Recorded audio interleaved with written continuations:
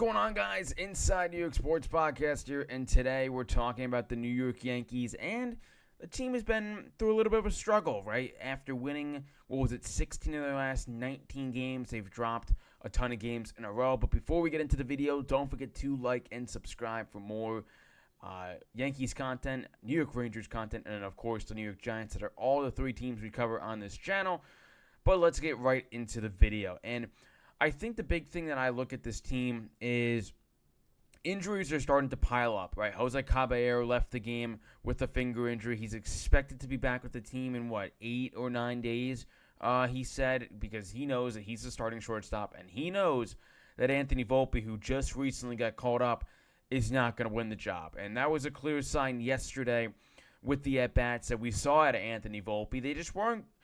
They weren't major league-like, in my opinion. I think a few pitches that Bradish threw to him, you would think he would swing it. The slider right down the middle, him checking his swing in a pitch that was not even a pitch that he shouldn't even been thinking about, makes an error against the Orioles as well.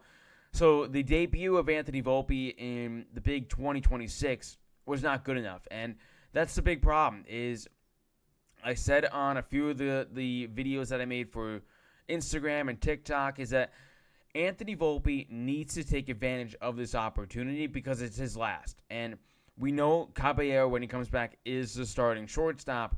And Anthony Volpe just played like the normal Anthony Volpe that Yankee fans know about. Some other injuries as well. Max Fried left the game with an injury with elbow soreness, I believe it was. I think it's something to monitor, but Max Fried, I think, is going to miss maybe 2 to 3 starts, I would think. And Max Fried has had injuries in the past, so this is nothing new to Max Fried, but it's major because you still don't have Garrett Cole back. You just got Carlos Rodon back, and he pitched.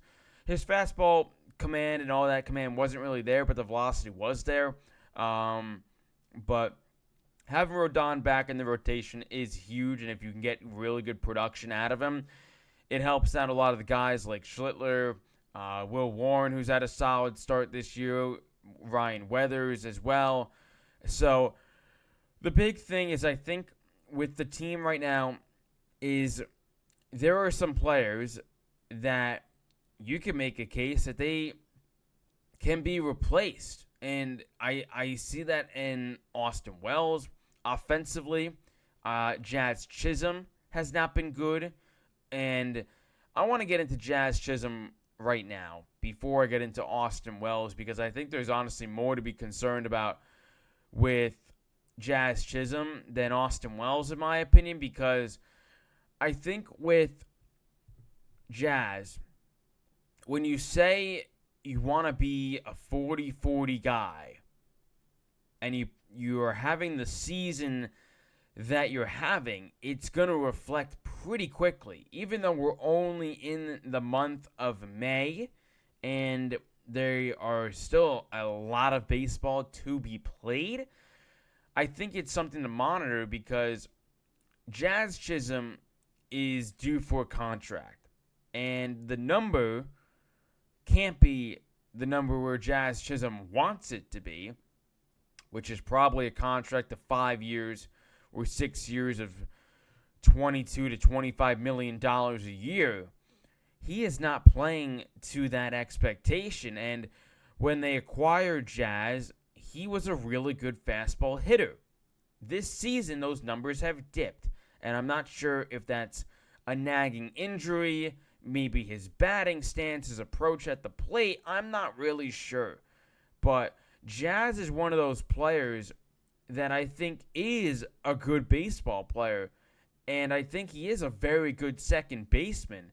But I think right now, with where the Yankees are at, there are a lot of concerns for Jazz Chisholm, and I know there are some Yankee fans that probably say, let's trade Jazz, let's trade Jazz, let's trade Jazz. I'm not on that boat. And I don't think I ever will be for this year. I think the biggest thing is that just his contract, the number is going to be significantly lower than what Jazz maybe envisioned. But like I said, there's a lot of baseball to be played, but I think he is one of those players that you kind of, raise your eyebrows in a bit of concern for Jazz Chisholm. And I think for Austin Wells, I think he is an interesting player because 2024, I think, was the year that he had a solid bat, right? I thought he was, a solid hitter. And, now his numbers have significantly dipped from 2025 to 2026. The best thing and the best trait for Austin Wells is his defense. I think he's leading catchers in defensive runs saved. He's a very good framer. We know that he can play very good defense. And I feel like when you're building a lineup, you want your catcher to have a little bit more pop than what Austin Wells has. And you don't have that with Austin Wells. And I know there's been speculation and an idea for the Yankees to maybe look at the catching position at the trade deadline. And I know that's way ahead. And I know Yankee fans are already looking to make an acquisition for a trade for a catcher. But I think with Austin Wells, he's going to continue to give you good defense. It's really the bat that is the main concern for him. Some other players, right? I think McMahon has taken a step up, and I don't know his exact numbers, but he's had some better games. I think Trent Grisham has been unlucky this year. I think he's a good player. But I think with Stanton out of the lineup, it's a big hole. And this was one of the things you had to monitor for Stanton is how many days in a row can you play Giancarlo Stanton before his hamstring or his calf or any tendonitis in his elbows, because remember, he had that injury after the playoffs in 2024. Where is that going to go?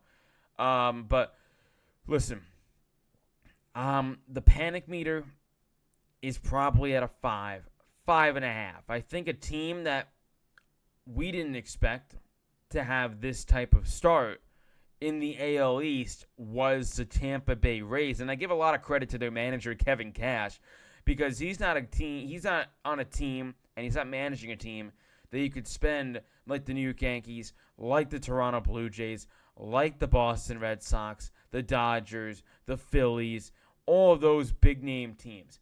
And I give a lot of credit. Junior Caminero is a very good baseball player. They have a lot of solid young pieces to this team. And the Yankees are eventually going to have to play the Tampa Bay Rays soon. And that's a big schedule upcoming. They have the Mets coming up soon. They got some teams ahead of them that they have to take serious. Not sure if Juan Soto is going to play in the series against the Yankees. He, I believe, fouled a ball off his foot or something like that. Had an injury there, so that'll be monitored. But let's just wrap it up with some of the positives.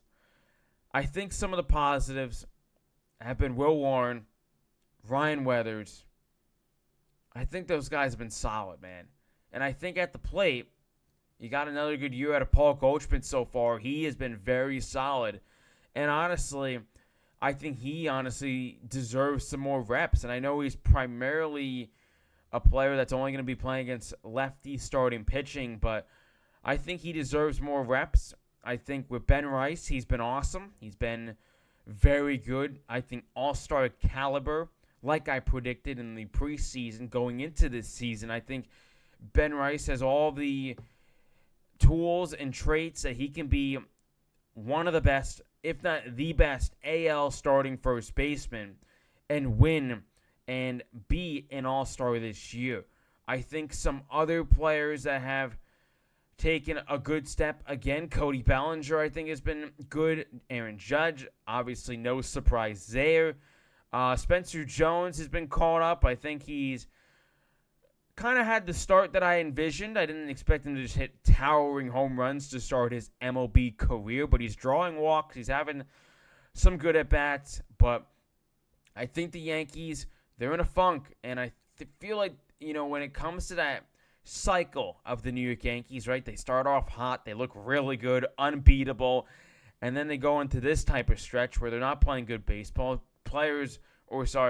Fans want players traded and all this, and then they call for Boone, and then they call for Cashman, and it's that cycle, and I think that's the cycle we're in right now. But I think for the Yankees, I'm still optimistic that they can win the AL East and be a very solid team. But obviously a funk for the New York Yankees. We'll see what they can do in their upcoming series. But anyways, guys, that is going to do it for this video. Leave a like, subscribe to the channel, and I'll see you guys in the next episode. Peace.